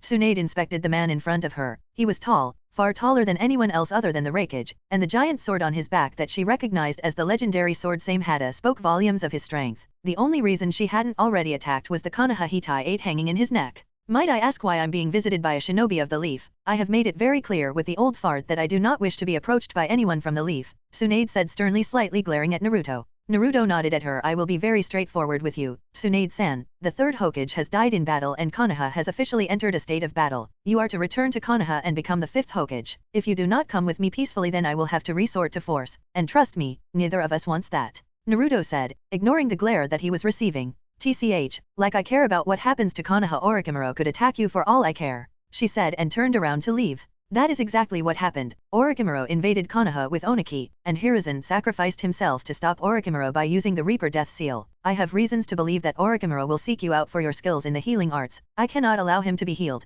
Naruto stated coldly. Tsunade stopped in shock, her eyes widening. She couldn't believe that Orochimaru would truly do something like that. She seriously started considering returning back to Konoha now. The things keeping her away have been gone for a long time. Konoha needs a Hokage now more than ever, and you are the perfect person for the job. Even though you have abandoned us, the people of Konoha still adore you for being the granddaughter of the first Hokage. I ask of you once more to return to Konoha with me. Tsunade looked at Shizen who stood next to her looking at her expectantly. Shizen missed Konoha even if she wouldn't admit it, she had longed to return for a long time now. Taunton even oinked at Tsunade, telling her to make a wise decision. TCH, fine, I'll go back with you but I won't promise anything. I'm only going to see the old man one last time, Tsunade said, turning around to look at Naruto once more. Thank you, I did not want to knock you out and take you with me, Naruto said with a soft smile, relieved that he didn't need to do as much work anymore. The sun was going to start setting in around an hour, so they decided to leave the next day. The trip would take a lot longer as Shizen couldn't move as fast as Naruto and Tsunade. She could at most move at Chunin speed, so the trip would take at the very least 3 days if not more. Naruto, Tsunade, and Shizen decided to get to know each other a bit more and spent the night drinking at a bar. Tsunade was shocked to find out that Naruto was barely 14 years old. She hadn't bothered to keep up with the news of the shinobi world, so she didn't know anything about Naruto. She only knew that he was a strong shinobi coming from Konoha. After they had spent the night drinking, they each went to a hotel and woke up early in the morning. Well, get ready for a boring trip. I doubt anything will happen. The most excitement we might encounter are a few bandits, but it would be more of a chore to take care of them, Naruto said and chuckled. Shizen and Tsunade nodded in agreement. They had encountered a lot of bandits on their travels and they had grown bored of taking care of such easy opponents. They ran for a few hours before they arrived at a new town where they ate a bit and rested for an hour before they continued to the next village, which was a few hours away from the town they were in. They didn't even encounter any bandits and they didn't have much to talk about. Naruto explained them the situation of Konoha and explained the role he was currently taking on, namely being the acting Hokage for a little while, which shocked Tsunade. She would have expected either one of the elders or Danzo to act as the Hokage, not a 14-year-old boy. Although said boy definitely had more than enough strength to support the third Hokage's decision. Chapter 96, Chapter 96, 5th Hokage. Naruto, Tsunade, Shizen, and Taunton arrived in Konoha, and the second they stepped foot in Konoha, the people of Konoha immediately seemed to gain smiles on their faces. They saw the tailed beast of Konoha, Uzumaki Naruto, and the Senju princess Senju Tsunade at the same time, many of them wondering if either of them would become Hokage.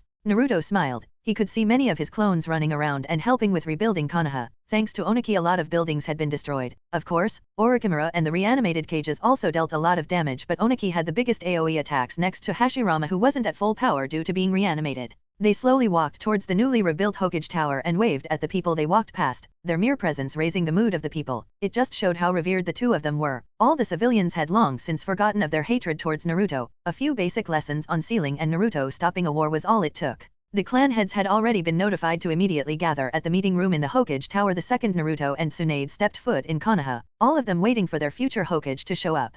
Naruto let Tsunade enter the meeting room first, allowing her to sit in his position while he stood behind her. Thank you all for gathering this quickly. I have managed to bring our wayward princess back to Konoha. Now all we need to do is announce her as the 5th Hokage, that is if all of you agree. Naruto immediately got to the point, not wanting to waste anyone's time. What? I haven't agreed to become Hokage yet, you brat. Tsunade shouted, but her words went unheard as they all immediately agreed. Hey, why is everyone ignoring me? Tsunade shouted out, but it seemed that the clan heads were too engrossed in selecting a date for her coronation ceremony. Tsunade continued to shout out in disagreement, even trying to escape, but Naruto's hand on her shoulder didn't allow her to get up, no matter how much strength she put into trying to escape. The evil smirk on Naruto's face telling her that there was nothing she could do now. Her fate had been resigned. 2 days later, Tsunade stood in front of the entire population of Konoha as Naruto put the Hokage hat on her head, her newly created mantle blowing in the wind showing off her mature figure. Tsunade just stood there, stupefied, unable to move. She had been tricked, bamboozled, and utterly played. Naruto smirked once more while he stood next to her, waving at the population of Konoha. Have fun doing all the paperwork. I had enough after a week. I truly pity those who have the misfortune of becoming a Kage.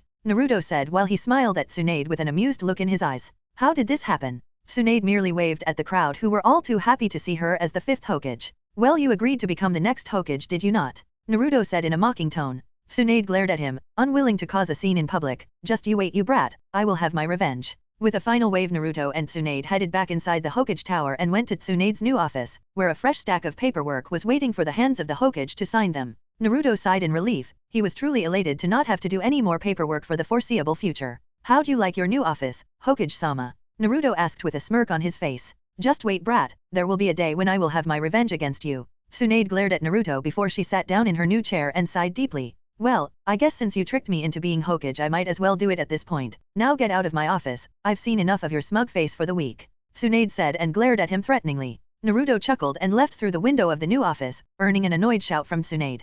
The world of shinobi had entered a difficult time. Iwa was now considered the second weakest of the 5 major villages, and there were even discussions about putting them at the weakest behind Iwagakure, which was steadily regaining the power it once held. Suna had once been considered the weakest, but recent changes to the village has made the village significantly more powerful. The second strongest was widely considered to be Iwagakure, who held 2 Jinchuriki and the 4th Reikage. One of the reasons why Konoha was considered to be the strongest was because of the insane talent that many of their ninjas held and the many cage-level ninja that they had. Another reason why Konoha was considered the strongest was a recent alliance between Konoha, Kiri, and Suna. Although the recent war had put Suna in a tight spot, as Orochimaru had used the Kaze cage to infiltrate the Chunin exams, although he didn't seem to be able to convince the ninja of his village to lead an attack against their allies. This was largely thanks to a new system that had been implemented in Suna. Any decision that could have been seen as an act of war had to go through multiple people who all had to agree to go ahead with whatever the decision was. This significantly reduced the political power of the Kaze cage, but it seemed to be helping them out so far as they had rapidly gained strength, and through negotiations with other countries, plots of farmland where they could produce their own food, which caused them to be able to spend more of their money on improving the village. The Ninja Academy and the Wonder Child called Sabaku no Gaara had been an enormous help in this case. Gaara still remembered the night when he was freed from the prison that had once been his own mind. He would forever be thankful to Naruto for it. Sadly, it seemed that over the years neither of them had much time to meet each other. He was quite sad about that, but he hoped to meet him soon. Gaara had grown to become a cage-level shinobi over the years. His mastery over sand, his natural talent that wasn't hindered by insomnia and a crazy raccoon in his mind, and his control over his baijuyu gave him the strength that allowed him to become a Hokage candidate at the young age of 14, much like Naruto. In fact, he had been selected to become the 5th Kaze cage, his ceremony being only in a few days. Gaara somehow felt that the world was playing a prank on him, but he wasn't bothered by it. He was happy to become the cage of his nation. Chapter 97. Chapter 97, Reparation. The months after Tsunade had become the 5th Hokage could have been called the rebirth of Konoha. Almost every building that didn't hold historical value was restored, renovated, and improved. This was primarily thanks to the team of scientists that the new alliance between Konoha, Kiri, and Suna. They had created new insulation methods, a new technology called air conditioning, which was invented in Suna as to keep the buildings cool, which Konoha decided to copy to create more comfort for its inhabitants. Along with many more small things that would make daily life easier, technology was steadily developing between these 3 nations, and all 3 were benefiting from this. Although it would have never happened this fast if it wasn't for Naruto, who could create an army of multiple thousand highly skilled and extremely intelligent clones of himself who could rebuild Konoha into the city that it was now. On a sadder note, they had also held a funeral for all the shinobi that fell during the invasion, and another one in respect of the 3rd Hokage, Sarutobi Hiruzen, a man that, while not perfect, had saved the village countless times and avoided conflict as much as possible, saving the lives of many shinobi of Konoha. But after a few months, Naruto was starting to have enough. He decided to let the cute newly graduated genin get their D-rank missions by allowing them to renovate Konoha, and as a highly valued elite jonin and hero of Konoha, he was allowed to take a few weeks off to relax. "Hey Haru, wanna go visit Suna?" Naruto asked the cute pure white Leviathan, who had grown almost 10 times in size, now being bigger than Naruto. She measured around 2.5 meters in length, and the previously blunt and cute spikes on her head were now razor sharp and more deadly than any kunai used by the average shinobi. Not that it made her any less cute in Naruto's eyes. An incredibly cute childish voice escaped Haru's mouth, immediately making Naruto, his parent who could now observe the happenings of the outside world, and Kurama melt because of the pure cuteness that she exuded. "Sure. I wanna play in the sand," she said while twirling around Naruto happily. The two then started walking, or floating in Haru's case, through the village calmly. The villagers had grown accustomed to the large Leviathan's presence in the village, and Naruto was fairly certain that Haru would soon not be able to fit through the streets of the village, as she was starting to grow at least 10 centimeters every day now, so he wanted her to enjoy it as long as possible. He also had a few small Leviathans do some tasks for him, as he wanted the Leviathans to get accustomed to the village and vice versa. The two encountered many people who carefully petted Haru, avoiding her sharp scales and spikes, making her let out happy Leviathan noises. "Oh, Naruto-kun, what a surprise to see you here." An amused voice greeted Naruto. Take Kakashi and his genin team stood in front of Naruto. It had been decided that because of the situation during the last Chunin exam, none of the participants were going to be promoted to Chunin. They would get another 6 months with their Jonin sensei, which would be beneficial to all teams. "Oh, Kakashi sensei, I haven't seen you in a while, and hello to you guys, long time no see."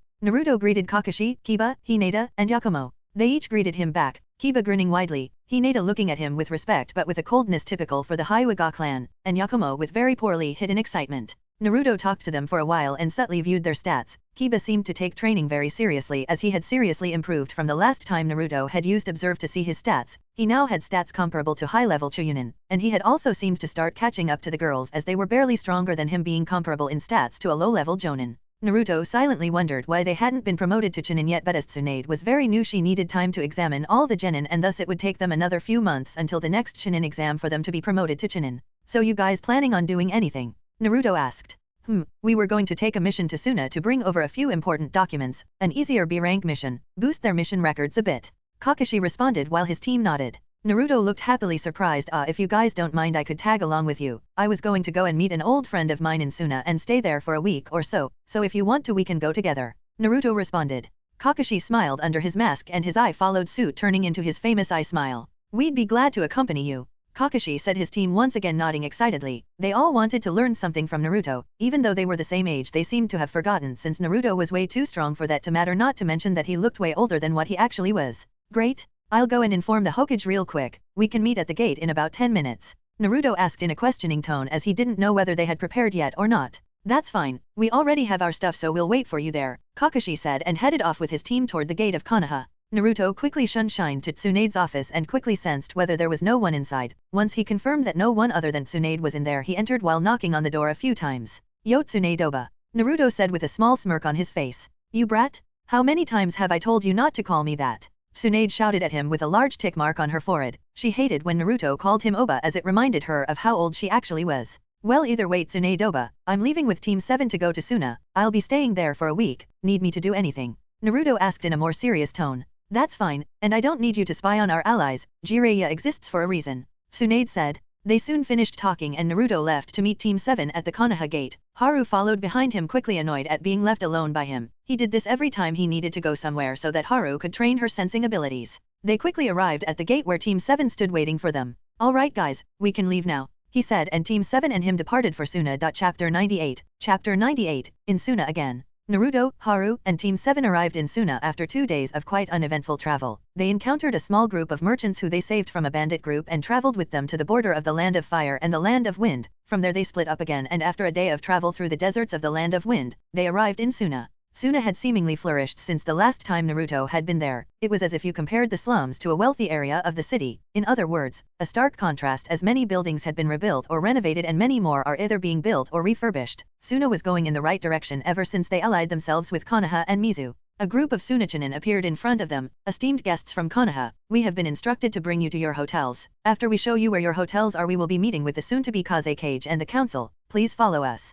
The Chunin squad didn't waste a second and immediately brought them to a luxurious hotel decorated mainly with gold. After Naruto and Team 7 dropped off their stuff, which Naruto didn't have much of at the hotel, they headed to the Kazekage's building that was in the northern part of Tsunagakure. The Kazekage building is a large cylindrical building that served as the mission center and official government building of Suna, and also the workplace of the Kazekage. The Chunin team brought them to a meeting room inside the building where a few important people sat at a large square table. The first person they noticed was Gaara, who was sitting at the head of the table. On his right sat Cho, his right-hand woman. On his left sat Baki, the head jonin of the village, and his left-hand man. There were a few more people, but they weren't as important as those three. Gaara smiled immediately upon seeing Naruto. Naruto-san, it is great to see you again. Please take a seat. All of you? Gaara welcomed them with a smile and pointed at the 5 empty chairs. Naruto chuckled. It is indeed great to see you again, Gaara. It seems like me fixing your raccoon problem has benefited you a lot, huh?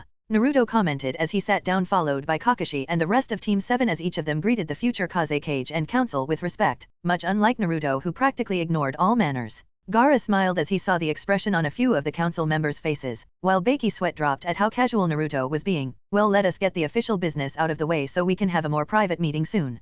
Kakashi handed over the documents they needed to deliver and discussed a few things about them with Gaara and Baki, after which they got a paper confirming the mission's completion. Well then, Gaara, how about we go and have some dinner? It's on me. Naruto appeared next to Gaara and grabbed his shoulders. The two of them then disappeared for the remainder of the night, going to a bunch of restaurants, both fancy ones and street food ones. Naruto was having a great time trying the food Suna had to offer. The last time he visited, he could only try a few types of Suna's dishes, so he went all out and bought a bunch of food.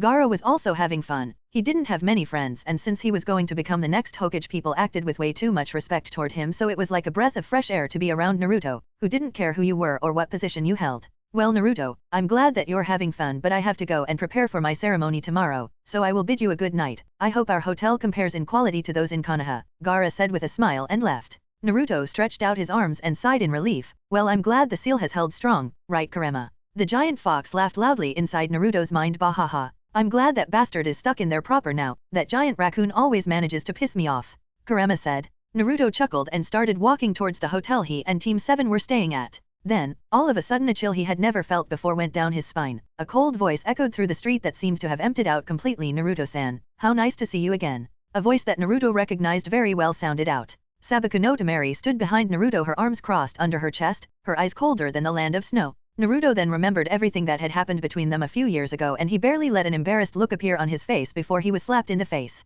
He could have avoided it. Hell, he could tell what she was going to do before she even had the chance to move a single muscle, but he felt like he deserved it. He had practically ignored her for the last few years after all. Then what shocked him the most was that she grabbed the back of his head and forcibly pulled him into a kiss. After a few heated moments, the two separated and Naruto couldn't help but grin. Well, it is indeed very nice to see you again. Naruto smiled as he hugged her waist. Temari glared at him. You bastard, you're lucky I like you enough that I waited so long for you. Naruto was shocked. A warm feeling spread through his chest and he couldn't help but have a stupid smile on his face. Well, I'm glad you like me enough to wait so long for me. I'm sorry for not coming earlier, Naruto said as the two hugged each other, a few people observing them already running to the nearest bar or restaurant to spread the news of Uzumaki, Naruto and Sabaku no Temari being together. Temari then gained a smile on her face. She grabbed Naruto's hand and started dragging him to her favorite restaurant. The two caught up with all the things that they had gone through, and Temari was amazed at all the stories Naruto had to tell. She also told him about the reasons for Suna's growth, and the two drank a few bottles of sake together. With both of their reasoning being affected by alcohol, the two of them ended up in Naruto's hotel room, both having the time of their lives, hopefully not regretting waking up by each other's side in the morning. Chapter 99. Chapter 99. Suna PT2.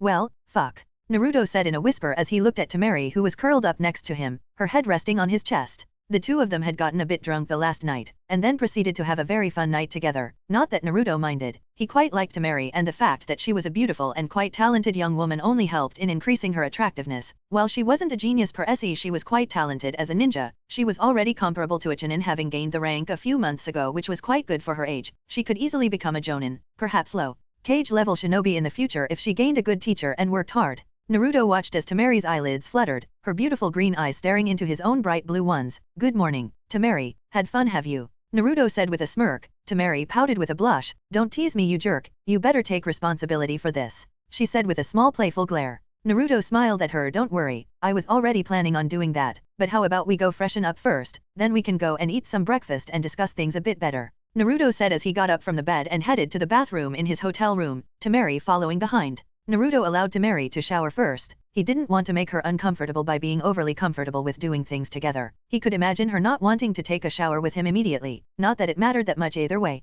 After Temari, Naruto also went to have a shower, and after the two of them put on some fresh clothes, they headed down to the dining hall in the lobby. Kakashi and the rest of Team 7 all stared at Naruto with deadpan looks. They hadn't even been here for a day, but he had already managed to bed the previous Kazakuge's only daughter. Kakashi smiled proudly under his mask, already planning on telling this to a certain perverted sage. Perhaps he could gain a new book to read out of it. Naruto seemed to notice Kakashi's lecherous thoughts and flared his aura at him as a warning. You better not have any funny ideas, Kakashi. I know where you keep your secret stash after all. Wouldn't want it to get burned, would we? Naruto threatened Kakashi. Well, either way, this is Temari. Temari, this is my former sensei and his genin team. I hope you guys get along with each other. Naruto introduced them to each other and sat down at the table they were sitting at along with Temari. It's nice to meet you guys. I hope we can be friends, and I apologize for intruding upon your breakfast, Temari said with a polite smile. It is nice to meet you indeed, Temari-san. I am Heitake Kakashi. I hope Naruto hasn't bothered you too much, and don't worry, you're not intruding at all. We are almost done after all, Kakashi said. The rest of the team then each introduced themselves, each with varying degrees of enthusiasm and politeness, with Kiba having the most of the former and the least of the latter, Hinata being the complete opposite and Yakumo being in the middle.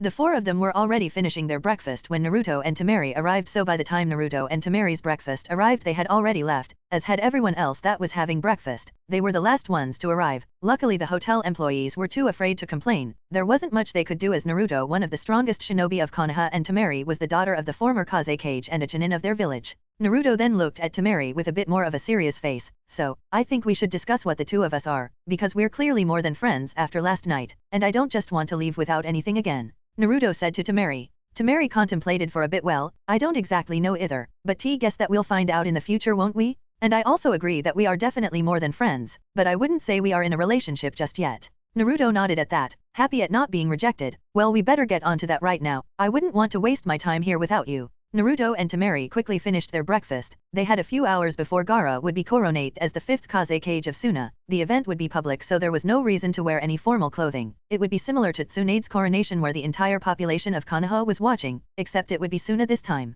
The two spent some time discussing their plans for the rest of Naruto's stay here. There were a few things that Temari wanted to show him, like the oasis that was hidden in the sand, people that weren't shinobi of Suna could only visit it if they had the permission of the Kazekage or the Jounin leader if the Kazekage was unavailable. The time for Gaara's coronation was nearing and the entire population of Suna was slowly heading towards the Kazekage building, where Cho and Beiki stood on top of the roof looking at the citizens of Suna. They had spotted Temari and Naruto together, both looked at each other and smirked. After a few minutes of waiting, Gaara appeared. Cho said a whole speech about the longevity of Suna and how they will never give up under Gaara's leadership, and that she entrusted the future of Suna to Gaara much like she had done with his father. The crowd cheered loudly. Gaara smiled at them as Cho put the Kazekage hat on his head and helped him put on the robe that flowed with the wind. The civilians of Suna that had once feared Gaara now adored him as their Hokage, much like how the civilians of Konoha had begun to see Naruto as a hero. Chapter 100. Chapter 100. Developments. So, how does it feel to be Kazekage? Naruto asked Gaara while they took a stroll through Suna. Countless civilians both child and adult looked at the two of them in amazement, the shinobi even more so. They knew the true strength of the two Kage-level shinobi in front of them after all.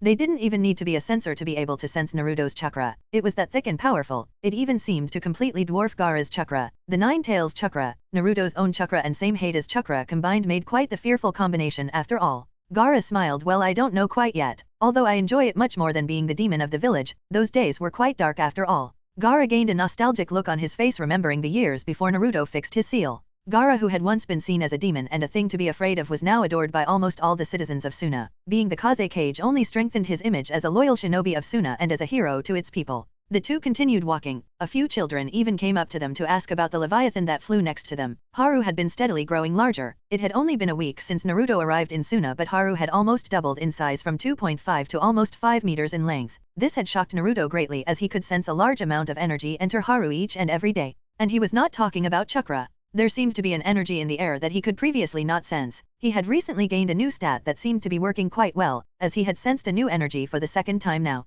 Status, Naruto thought. Status. Name, Uzumaki Naruto. Class, Sealing Master. HP, 351,000/351,000. CP, 586,000/586,000. LVL, 194-236. EXP, 12,056,156/23,700,000. Title, The Gamer. Money, 7,002,184 Ryo. STR, 530-580. VIT, 1940-3510. Dex, 520-570. Int, 582-1170. WIS, 570-600. Stat points, 570-780. HP regeneration, 35,200/hour. CP regeneration, 60,100/hour. Then Naruto inspected the stat he had gained when he reached 1000 intelligence. Energy sensor.